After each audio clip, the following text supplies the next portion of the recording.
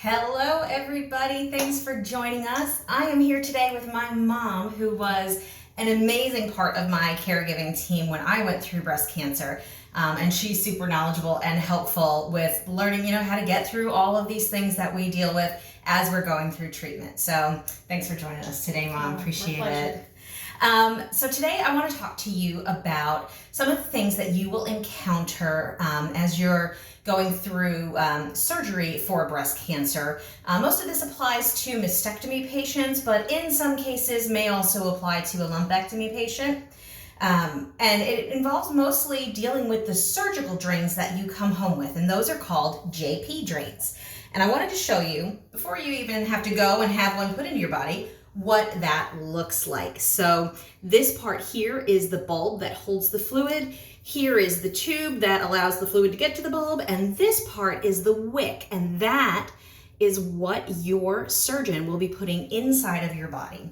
And depending on your individual case and situation, your surgeon will determine whether you need 1, 2, 3, or 4 bulbs put in to help with that healing process after surgery is done.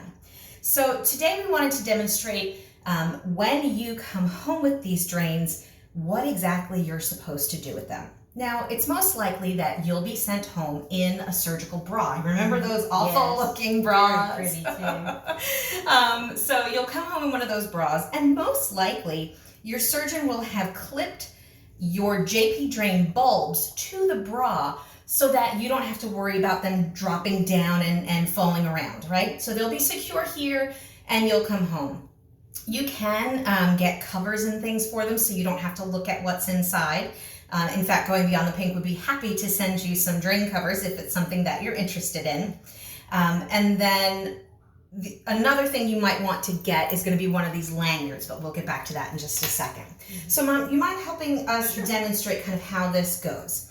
So like I said before, this wick is going to be inside of your body, and it's usually kind of down in here, and its job, it's got lots of little holes in it, and its job is to literally, all the fluid that's coming into that area where they have done the surgery is kind of absorbed in through this wick and then goes down through this tube and then into that bulb, okay? And the bulb just kind of collects everything, and then you're going to need to empty the bulb, strip your drains, and keep track of how much fluid is coming out of those drains so that your surgeon can see how quickly you're healing. Because ultimately, it is the output of the drains that's going to determine how quickly you get the drains taken out. And believe me, you want to be doing a great job, because drains aren't the most comfortable of things, and you're going to be eager to get them out. Remember? I do remember. So one of the first things you want to do when you are stripping a drain is to get a ballpoint pen. Any kind of flat, round ballpoint pen is sufficient.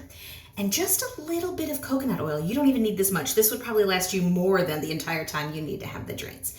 So I'm just going to let that drop for a second. One of the things you want to do is just a little tiny, itty bitty bit of that coconut oil, or any other oil that's clean, will be fine. And you just want to kind of coat that pen with the coconut oil just to help the pen be a little bit more slippery. Okay. All right. Now, you're going to probably want someone to help you with the stripping of the drains, just so you don't have any accidental tugs at the site where they are sewn into you for security, right? So what I always did was I would hold this part of the drain right there at the incision, and I would hold it tight so that it wouldn't pull out, right? And then I would have someone else, one of my caregivers, put the pen to the drain tube and then literally pull.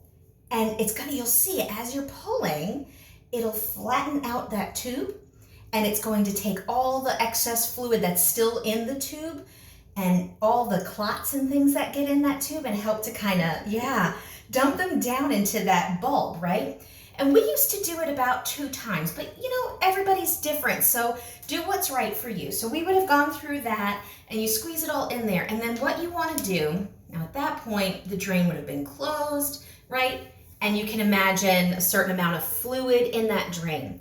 Now the next step, if you wouldn't mind holding that, is you're going to want to empty the drain into something to measure it. Now, sometimes your surgeons will send you home with something to measure. Sometimes you need to use something at your own home, right? I've got this handy little measuring cup and it's got all sorts of measurements on it. One of them is the milliliter measurement. And so what we would do is then just open up that drain and you pour all of that fluid from the bulb into the drain. Got to use your imagination, okay? And then you're going to want to put this on a flat surface and measure, that looked about 27 milliliters. And so you want to write down today's date. I'm going to guesstimate where I am with the date because I don't know right now.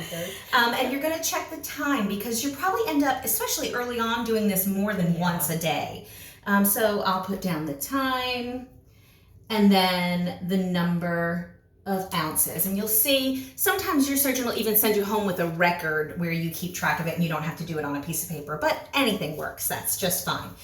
And then the next thing that we want to talk about is, again, dealing with the drains when you need to shower. So most of the time, these drains are gonna, I almost forgot the most important part. Yes, the squeezing, thank you. Okay, so you're done measuring, your bulb is empty, and you wanna prepare the bulb to then continue to, absorb all of that fluid from the wick and the tube. So Mom's gonna demonstrate for you. One of the things you wanna take when that bulb is open, right? You're gonna wanna squeeze that bulb so it's kind of concave. See that, how it's kind of like curved and almost all the air is out of it? And then you put that cap back on.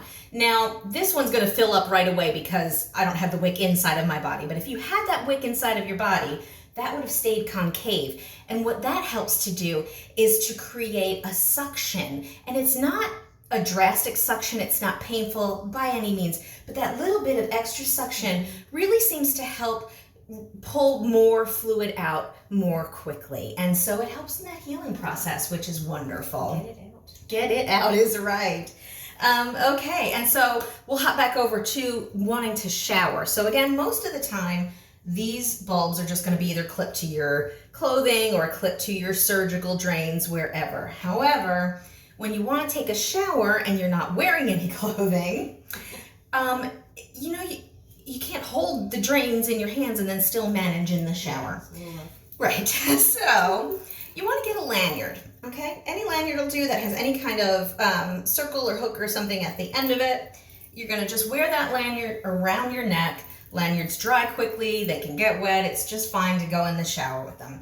And then you're going to take all of your drains, however many of them you have, and you just use a safety pin, clip it right there on the end, and voila, you are hands-free for your shower. And we all know after surgery, showering is just wonderful. We just want that.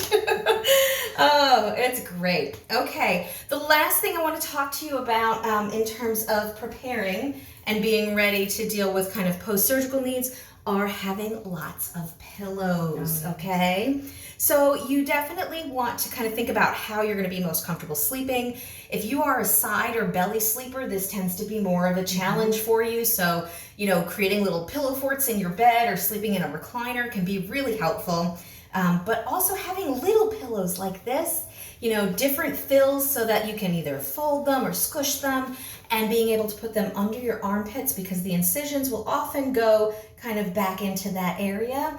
And so having them to kind of stick under your armpits so that you're not, touching a tender site, or having them for when you're in the car to put between you and the seatbelt. Yeah, it's so helpful just to kind of have that little bit of extra cushioning. So just kind of keep an eye on all the pillows that you have around and make pillow forts. That's all we have for you today. I hope that you found it helpful. Thanks for joining us. Bye.